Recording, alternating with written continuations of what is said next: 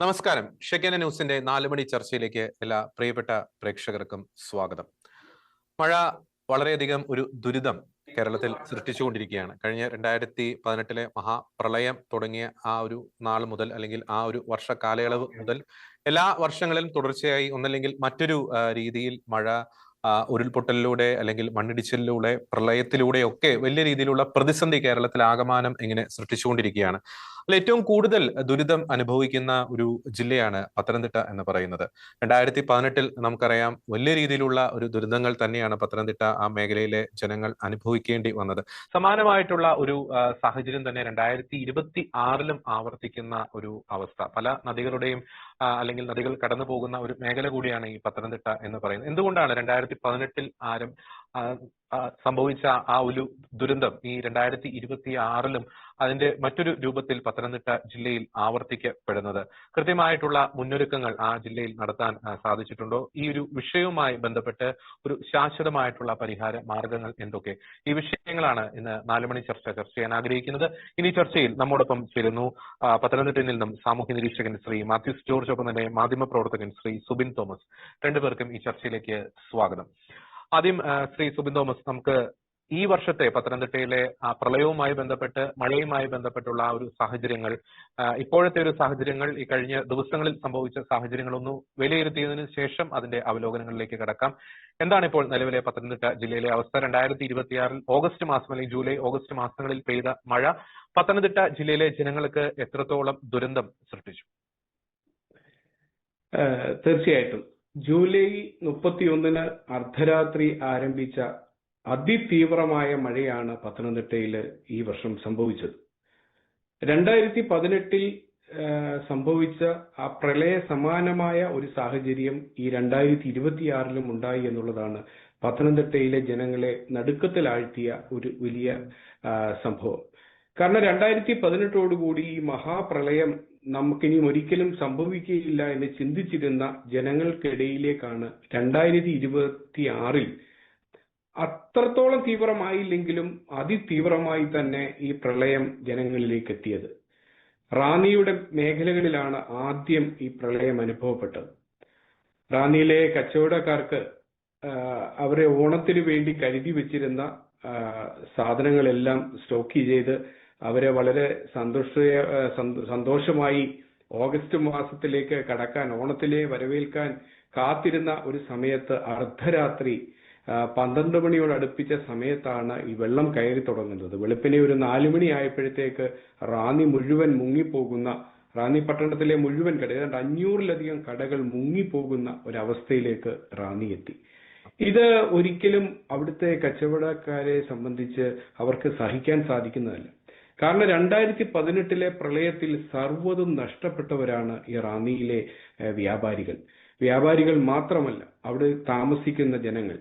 ഇവരുടെയൊക്കെ വീടുകളിൽ അടിഞ്ഞുകൂടിയ ചെളിയും അവരന്നു വരെ കരുതി വെച്ചിരുന്ന അവരുടെ മുഴുവൻ സമ്പാദ്യങ്ങളും 2018 അവർക്ക് നഷ്ടമായി. 2019 ഇതേപോലെ ഒരു പ്രളയം ഉണ്ടായെങ്കിലും അത്ര വലിയ ഭീകരമായ ഒരു നഷ്ടം അവർക്ക് അന്ന് ഉണ്ടായില്ല. 2026 എത്തുമ്പോൾ സ്ഥിതി ആകെ മാറുകയാണ്. 2018 അവർക്ക് സംഭവിച്ചതുപോലെ തന്നെയുള്ള നഷ്ടങ്ങളാണ് ഈ 2026 അവർക്ക് സംഭവിക്കുന്നത്. കാരണം അവര് കരുതി വെച്ചിരുന്ന, ഇത് വായ്പയെടുത്ത് മറ്റുള്ളവരുടെ നിന്ന് കടം വാങ്ങി ഓണത്തിന് അല്പം കാശുണ്ടാക്കാം, ലാഭത്തിൽ നിന്ന് ഈ കടങ്ങളൊക്കെ വീട്ടാമെന്ന് കരുതി സാധനങ്ങൾ കരുതി വെച്ചിരുന്ന മുഴുവൻ വ്യാപാരികളുടെയും സാധനങ്ങൾ നശിച്ചുപോയി എന്നുള്ളതാണ് ഇതിനകത്തെ ദുഃഖകരമായ ഒരു വസ്തുത. ഇന്നലെ മുഖ്യമന്ത്രി റാന്നിയിലും പത്തനംതിട്ടയിലും ഒക്കെ എത്തിയിരുന്നു.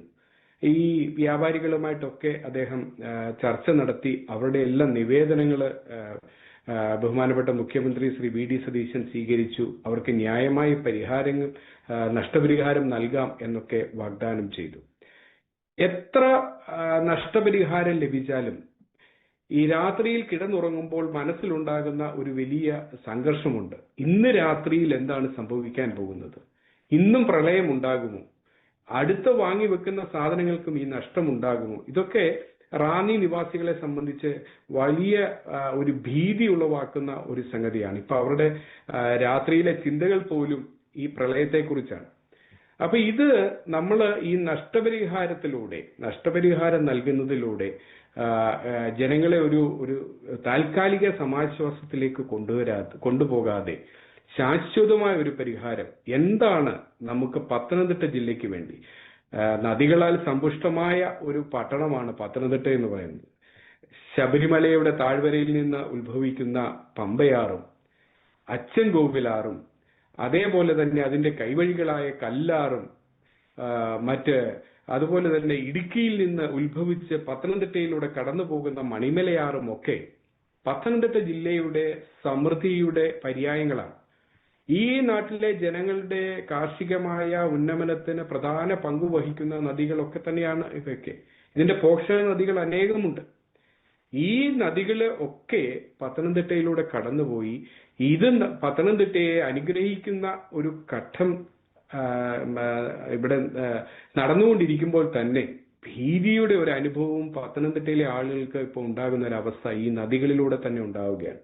അതിന് കാരണം നമ്മൾ തന്നെയാണ്.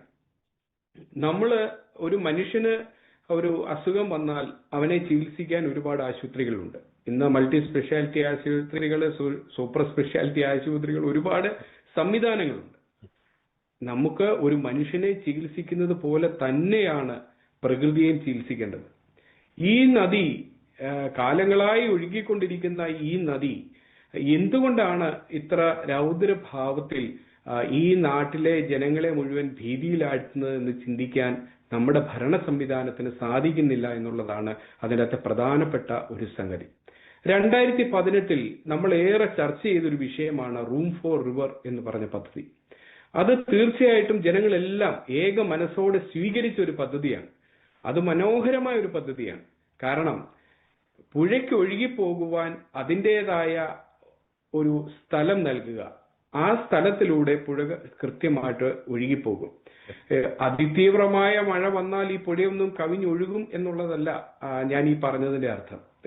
ഒഴുകാതിരിക്കും എന്നുള്ളതല്ല ഞാൻ ഈ പറഞ്ഞതിന്റെ അർത്ഥം. തീർച്ചയായിട്ടും വലിയ മഴയുണ്ടാകുമ്പോൾ അതിതീവ്രമായ, പണ്ടൊക്കെ ഒരു മാസം കൊണ്ടൊക്കെ പെയ്യുന്ന മഴ ഇപ്പം അതിവേഗം മണിക്കൂറുകൾ കൊണ്ട് പെയ്തു തീർക്കുന്ന ഒരവസ്ഥയാണ്. അപ്പൊ ഈ അവസ്ഥയിൽ വന്നാൽ ഒരു പക്ഷേ ഈ നദീജലം കവിഞ്ഞ് പുറത്തേക്ക് വന്നേക്കാം. എന്നാലും ഒരു പരിധിവരെ നമുക്ക് ഇതിനെ തടയാൻ സാധിക്കും എന്നുള്ളതാണ് ഏറ്റവും കൃത്യമായ ഒരു കാര്യം. അതുകൊണ്ട് ഈ നദിയെക്കുറിച്ച് പഠിക്കാനും ഈ നദിക്ക് വേണ്ട പരിഹാര മാർഗങ്ങൾ നൽകാനും നാം തയ്യാറാകണം എന്നുള്ളതാണ് നമ്മൾ ഇപ്പോൾ അടിയന്തരമായി ചെയ്യേണ്ട ഒരു കാര്യം. മറ്റൊരു പ്രധാനപ്പെട്ട കാര്യം സുബി, നമുക്കറിയാം പത്തനംതിട്ടയിലെ ഒരു സാഹചര്യം നമുക്കറിയാവുന്നതാണ്. പല കുടുംബങ്ങളും വിദേശത്താണ്. പല വീടുകളിലും ഈ വൃദ്ധരായിട്ടുള്ള മാതാപിതാക്കളൊക്കെ ഇങ്ങനെ ഒറ്റപ്പെട്ട് കഴിയേണ്ട ഒരു സാഹചര്യം 2018 സമാനമായിട്ടുള്ള ഒരു സ്ഥിതി നമ്മൾ കണ്ടതാണ്. അപ്പോൾ തലേദിവസം രാത്രി ഉറങ്ങാൻ കിടക്കുമ്പോൾ നാം കാണുന്ന ഒരു അന്തരീക്ഷമല്ല പിറ്റേ ദിവസം അവർ ഉണർന്ന് എഴുന്നേറ്റ് കഴിയുമ്പോൾ സംഭവിക്കുന്നത്. ചിലപ്പോൾ കാലെടുത്ത് വെക്കുന്നത് ഈ വെള്ളത്തിലേക്കായിരിക്കാം ചിലപ്പോൾ കാലെടുത്ത് വെക്കുന്നത്. അപ്പോൾ അങ്ങനെ ഒരു സാഹചര്യം ഒരു ആശങ്ക ജനിപ്പിക്കുന്ന കാര്യമല്ലേ? പല വീടുകളിൽ ഇങ്ങനെ ഒറ്റപ്പെട്ട് കഴിയുന്ന വൃദ്ധരായിട്ടുള്ളവർ, അവരെ ഇങ്ങനെ ദുരിതാശ്വാസ ക്യാമ്പുകളിലേക്ക് മാറ്റുന്നതിൽ നേരിടുന്ന വെല്ലുവിളികൾ അല്ലെങ്കിൽ അത്തരത്തിലുള്ള സാഹചര്യങ്ങളൊക്കെ നമ്മൾ ഈ കൂട്ടത്തിൽ ചേർത്ത് വായിക്കേണ്ട ഒരു കാര്യം തന്നെയല്ലേ സുബി? തീർച്ചയായിട്ടും നമ്മൾ ചേർത്ത് അത് ഏറ്റവും അടിയന്തരമായിട്ട് നമ്മൾ പരിഗണിക്കേണ്ട ഒരു വിഷയം തന്നെയാണ്. കാരണം ഇന്ന് പത്തനംതിട്ടയെ സംബന്ധിച്ച് ഏറ്റവും കൂടുതൽ വിദേശ മലയാളികളുള്ള ഒരു ജില്ലയാണ് പത്തനംതിട്ട എന്ന് പറയുന്നത്. പ്രത്യേകിച്ച് കുമ്പനാട് മേഖലയിലേക്ക് പോയാൽ പകുതിയിലധികം വീടുകളും ഇന്ന് അടഞ്ഞു കിടക്കുകയാണ്, അല്ലെങ്കിൽ അത് വിൽക്കാൻ വേണ്ടി ഇട്ടിരിക്കുകയാണ്. കാരണം അവിടെ എങ്ങും ആൾക്കാരില്ല.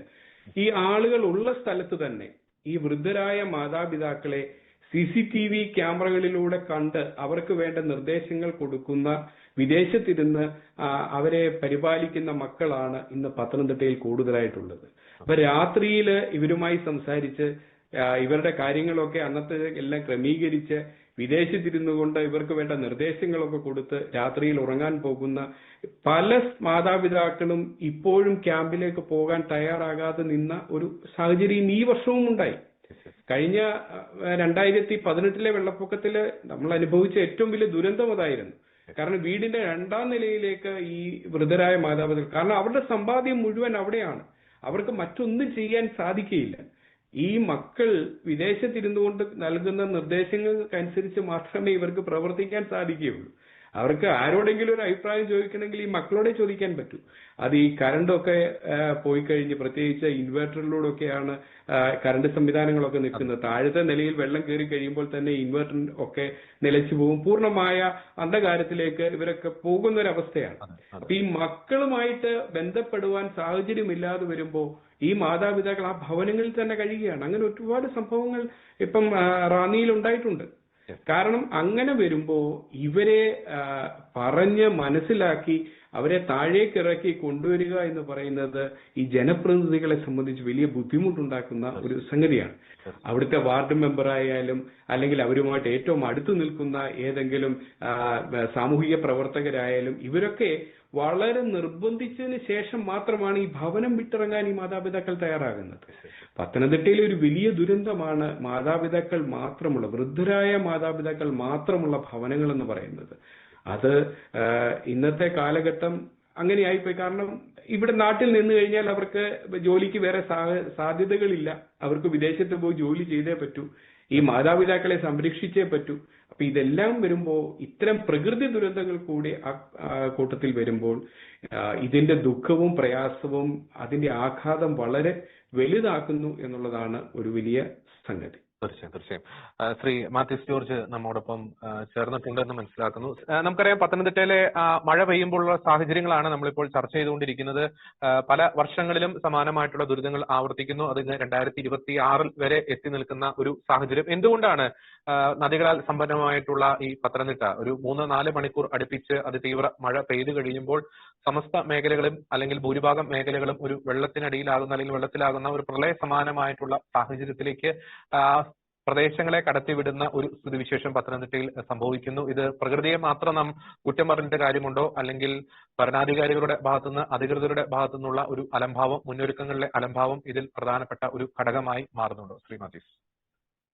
നമ്മൾ ഈ വിഷയത്തെ എന്റെ ഒരു അഭിപ്രായത്തിൽ കുറെ കൂടെ സമഗ്രമായിട്ട് കാണണം. നമുക്ക് എപ്പോഴും സംഭവിക്കുന്നത് ഈ ദുരന്തം ഉണ്ടാകുമ്പോഴാണ് നമ്മൾ ദുരന്ത നിവാരണ പ്രക്രിയയുമായി രംഗത്തിറങ്ങുന്നത്. ഇപ്പൊ നമുക്കറിയാവുന്നതുപോലെ 2018 ഇവിടെ പ്രളയമുണ്ടായി. ഈ നൂറ്റാണ്ടിലെ ഏറ്റവും ഭീകരമായ പ്രളയ ദുരന്തമാണ് അന്ന് ഉണ്ടായത്. അന്നും ഇതുപോലെ റാന്നിയും കോഴഞ്ചേരിയുടെ സമീപ പ്രദേശങ്ങളായ ആറന്മുള, അയിരൂര് ഒക്കെ പ്രളയഭീതിയിലും പ്രളയത്തിന്റെ പിടിയിലും അകപ്പെട്ടു. ആളുകൾ തീരാത്ത ദുഃഖത്തിലും ദുരിതത്തിലുമായി. അന്ന് എല്ലാവരും ഒരുമിച്ച് നിന്നു, ആ ദുരന്തത്തെ അതിജീവിച്ചു, ആളുകൾക്ക് ദുരിതാശ്വാസ പ്രവർത്തനങ്ങളൊക്കെ എത്തിച്ചു, ആവശ്യമായ സഹായമൊക്കെ എത്തിച്ചു. പക്ഷെ അതിനുശേഷം ഇതിന് ഒരു ഫോളോ അപ്പ് പരിപാടി ഉണ്ടായില്ല. ഒരു തുടർ നടപടികളൊന്നും ഒരു ഭരണകൂടത്തിന്റെയും ഭാഗത്തുനിന്നും ഉണ്ടായില്ല. ഞാൻ ഒരു ഭരണകൂടത്തെയും കുറ്റം പറയുകയല്ല. നമ്മുടെ നാടിന്റെ ഒരു അവസ്ഥ എന്ന് പറയുന്നത് അതാണ്. യഥാർത്ഥത്തില് അന്നത്തെ മുഖ്യമന്ത്രി വിദേശത്ത് പോയി റൂം ഫോർ റിവർ പ്രോജക്റ്റിനെ കുറിച്ചൊക്കെ പഠിച്ചു. പക്ഷെ അതൊന്നും ഇവിടെ നടപ്പാക്കാൻ പറ്റിയില്ല എന്നുള്ളതാണ് സങ്കടകരമായിട്ടുള്ള വസ്തുത. ഒരു ഉദാഹരണം പറയുകയാണെങ്കിൽ, ഇപ്പം ആറ്റിലെയും അതുപോലെ തന്നെ ഡാമിലും അടിഞ്ഞുകൂടിയിട്ടുള്ള എക്കലും മണലും മാലിന്യങ്ങൾ, ഇത് മൂലം ഈ ഡാമിന്റെ ആയാലും നദികളുടെ ആയാലും ഒക്കെ ഒരു വാട്ടർ കണ്ടെയ്നിങ് കപ്പാസിറ്റി വളരെയധികം കുറഞ്ഞിട്ടുണ്ട്. ഇത് ഡാമുകളിലായാലും നദികളിലായാലും ഒരു 30-40% മാത്രമേ സ്റ്റോറേജ് കപ്പാസിറ്റി ഉള്ളൂ എന്നാണ് പറയുന്നത്. അതൊക്കെ ശാസ്ത്രീയമായി പഠിക്കേണ്ട വിഷയങ്ങളാണ്. എങ്കിൽ പോലും ഈ ഡാമിലെ മണലും എക്കലും ഒക്കെ ഒന്ന് മാറ്റിയാൽ തന്നെ കുറേയേറെ സംഭരണ ശേഷി ഈ ഡാമിന്റെ വർദ്ധിപ്പിക്കാൻ കഴിയും. മറ്റൊന്നാണ് നമ്മുടെ നദികളുടെ സ്ഥിതി തന്നെ. നദികളിൽ കൂടെ വെള്ളം ഒഴുകി പോകുമ്പോൾ അതിനുണ്ടാകുന്ന പ്രതിബന്ധങ്ങൾ, മണൽ പുറ്റുകൾ, നിങ്ങൾ ഈ പമ്പയാറത്തിന്റെ സമീപത്തു കൂടിയൊക്കെ ഒന്ന് യാത്ര ചെയ്താൽ കാണാം, എല്ലായിടത്തും മണൽ പുറ്റുകൾ രൂപാന്തരപ്പെട്ടിരിക്കുകയാണ്. അപ്പൊ വെള്ളം സുഗമമായിട്ട് ഒഴുകിപ്പോകാൻ കഴിയില്ല. അപ്പൊ ഇതിന് പക്ഷേ ഇന്നും നാളെ ഒരു ദിവസം കൊണ്ടോ 2 ദിവസം കൊണ്ടോ നമുക്ക് ഈ പ്രശ്നത്തിന് പരിഹാരം ഉണ്ടാക്കാൻ പറ്റില്ല. നമുക്ക് സമഗ്രമായ ഒരു പരിഹാര നിർദ്ദേശം, അത് എന്റെ അഭിപ്രായത്തിൽ അടുത്ത ആഴ്ച തന്നെ, അത് പ്രത്യേകിച്ച് എനിക്ക് മാധ്യമ സുഹൃത്തുക്കളോടൊക്കെ അഭ്യർത്ഥിക്കുവാനുള്ളത്, അത് പൊതുപ്രവർത്തകരും എല്ലാം ചെയ്യേണ്ടത്, അടുത്ത ആഴ്ച മുതൽ തന്നെ ഇതിന്റെ ഫോളോ അപ്പ് നടപടികൾ ആരംഭിക്കണം. അത് ഓരോ പഞ്ചായത്തും, ഇപ്പൊ അത് ഒന്ന് എനിക്ക് പറയാനുള്ളത്, സെക്രട്ടേറിയറ്റിലെ AC മുറിയിൽ ഇരുന്നു കൊണ്ടോ കളക്ടറേറ്റിലെ AC മുറിയിൽ ഇരുന്നു കൊണ്ടോ ഒന്നും ഈ പരിഹാര മാർഗങ്ങൾ പോകില്ല. പ്രാദേശികമായി അവിടെ ഒരു മൈക്രോ ലെവൽ പ്ലാനിങ് വേണം. പ്രാദേശികമായി ഓരോ നദിയുടെ ഓരോ കടവിൽ നിന്നും എത്രമാത്രം അടി മണ്ണ് നമുക്ക് നീക്കം ചെയ്യാൻ പറ്റും, അതുപോലെ തന്നെ ഡാമിൽ നിന്ന് എന്ത് മണൽ നീക്കം ചെയ്യാൻ പറ്റും, ഈ മണൽ എവിടെ സ്റ്റോർ ചെയ്യും, അതാണ് നമ്മൾ മനസ്സിലാക്കേണ്ട ഒരു വലിയ വസ്തുത എന്ന് പറയുന്നത്. പ്രത്യേകിച്ച് കഴിഞ്ഞ പ്രളയകാലത്ത് ശബരിമലയിൽ വന്നടിഞ്ഞ ആയിരക്കണക്കിന് ലോഡ് മണ്ണ് അവിടെ നിന്ന് നീക്കം ചെയ്തു. പക്ഷെ അത് സ്റ്റോർ ചെയ്യാനൊരു സംവിധാനം കണ്ടുപിടിക്കാതെ ഗവൺമെന്റ് ചെയ്തത്. കോഴഞ്ചേരിയുടെ ഹൃദയഭാഗത്തുള്ള പഞ്ചായത്ത് സ്റ്റേഡിയത്തിൽ കുറേയേറെ എക്കലും ചെളിയും എല്ലാം കൊണ്ട് സ്റ്റോർ ചെയ്ത് വർഷങ്ങളോളം ആ പഞ്ചായത്ത് സ്റ്റേഡിയത്തിൽ പൊതുജനത്തിന് കാലുകുത്താൻ പറ്റാത്ത അവസ്ഥയുണ്ടായി. അതുകൊണ്ടാണ് ഞാൻ പറഞ്ഞത്, നമ്മൾ സമഗ്രമായ പ്ലാനിങ്ങിനെ കുറിച്ച് വേണം നമുക്ക് രൂപം നൽകാൻ. ഈ മണ്ണ് എവിടെ എടുക്കും, എവിടെ കൊണ്ട് നിക്ഷേപിക്കും. മറ്റൊന്ന് എനിക്ക് പറയുവാനുള്ളത്, ഇപ്പോഴൊക്കെ നമ്മൾ സംസാരിക്കുമ്പോഴും ഡാമിനെയും അതുപോലെ തന്നെ നദികളെയും കുറിച്ച് പറയുന്നു. നമ്മുടെ ഓരോ വാർഡുകളിൽ കൂടെയും കടന്നു പോകുന്ന എത്രയോ ചെറിയ ചെറിയ തോടുകളുണ്ട്. ഈ തോടുകൾ എല്ലാം അതിന്റെ എല്ലാം ആഴം കൂട്ടി അതിലുള്ള മാലിന്യങ്ങൾ നീക്കം ചെയ്യണം. പണ്ടുകാലത്ത്, എന്റെയൊക്കെ ചെറുപ്പകാലത്ത് പോലെ ഞങ്ങൾക്കൊക്കെ നെൽകൃഷി ഉണ്ടായിരുന്നു. അന്ന് നെൽകൃഷി തുടങ്ങുന്നതിന് ഒരു മാസം മുമ്പ് തന്നെ എല്ലാ നിലം ഉടമകളും തങ്ങളുടെ നിലത്തിന്റെ സമീപത്തുള്ള തോടുകൾ ക്ലിയർ ചെയ്യും.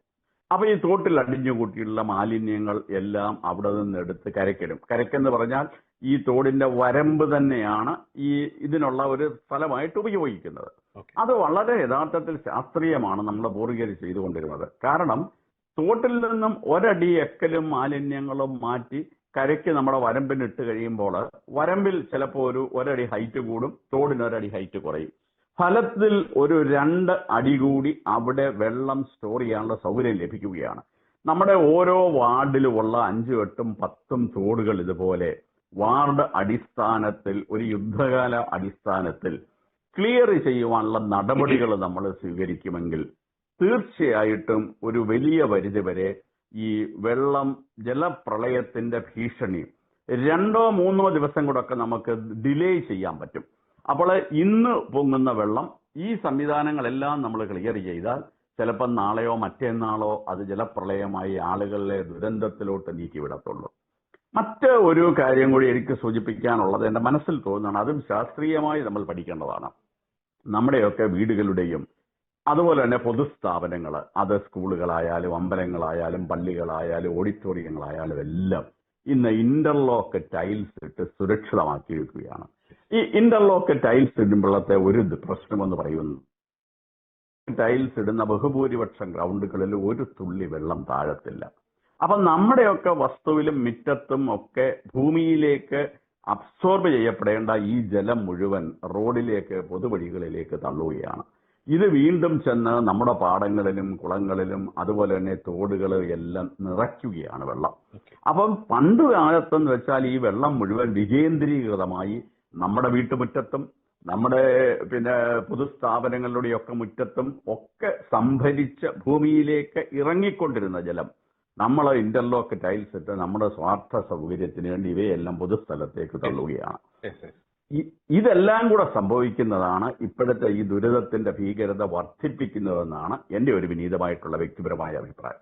ഒപ്പം തന്നെ സാർ, നേരത്തെ അങ്ങ് പറഞ്ഞതുപോലെ ഈ മണൽ വാരലുമായി ബന്ധപ്പെട്ടുള്ള വിഷയങ്ങൾ ഇപ്പോൾ കഴിഞ്ഞ ദിവസം മുഖ്യമന്ത്രി നടത്തിയ പത്രസമ്മേളനത്തിൽ തന്നെ അദ്ദേഹം പറയുന്നുണ്ടായി, കഴിഞ്ഞ കുറെ വർഷങ്ങളായിട്ട് ഇത് സംബന്ധിച്ചിട്ടുള്ള നടപടികളൊന്നും ഉണ്ടായിട്ടില്ല എന്നൊരു കാര്യം കൂടി അദ്ദേഹം പറയുന്നുണ്ട്. ഈ മണൽ വാരൽ പുനരാരംഭിക്കുന്നതിൽ അത് കൂടുതൽ സുഗമമായി നടത്തുന്നതിൽ എന്താണ് തടസ്സമായി നിൽക്കുന്നത്? നമുക്കറിയാം, നിർമ്മാണ മേഖലയൊക്കെ ആയിട്ട് ബന്ധപ്പെട്ട് ഈ കരിമണൽ അല്ലെങ്കിൽ എംസാൻഡ് അത്തരത്തിലുള്ള കാര്യങ്ങളൊക്കെ നമുക്കറിയാം, ഒരു മാഫിയ തലത്തിലുള്ള പ്രവർത്തനങ്ങളൊക്കെ നമുക്കറിയാം. അത്തരത്തിലുള്ള ലോബികൾ ഈ നമ്മുടെ പുഴകളിൽ നിന്ന് ഡാമുകളിൽ നിന്ന് ഈ മണൽ നീക്കം ചെയ്യുന്നതിൽ അവരുടെ സ്വാർത്ഥ താല്പര്യങ്ങൾ ഒരു തടസ്സം നിൽക്കുന്നതായിട്ട് അങ്ങേക്ക് സംശയമുണ്ടോ? സംശയമില്ലാത്ത കാര്യം, എനിക്കത് പരസ്യമായി പറയുന്നതിന് ഒരു മടിയുമില്ല. സ്വാഭാവികമായിട്ട് ഈ എംസാൻഡ് മാഫിയയാണ് വർഷങ്ങൾക്ക് മുമ്പ് ഇവിടെ അനാവശ്യമായ പരിസ്ഥിതി പ്രശ്നങ്ങൾ കുത്തിപ്പൊക്കി മണൽവാരലൊക്കെ നിരോധിച്ചത്. ഇനി ഞാൻ വേറൊന്നുകൂടെ പറയാം, പണ്ട് ആറുകളിൽ നിന്ന് മാത്രമല്ല, നമ്മുടെയൊക്കെ ചെറുപ്പകാലത്ത് ഒരു 10-50 വർഷം പുറമോട്ട് പോയാൽ നമ്മുടെയൊക്കെ വീട്ടിലൊരു അത്യാവശ്യം നിർമ്മാണ പ്രവർത്തനം വേണമെങ്കിൽ നമ്മുടെ പടിക്കലെ തോട്ടിൽ നിന്ന് പോലും നമ്മൾ മണലെടുത്ത് നിർമ്മാണ പ്രവർത്തനം നടത്തിയിട്ടുണ്ട്.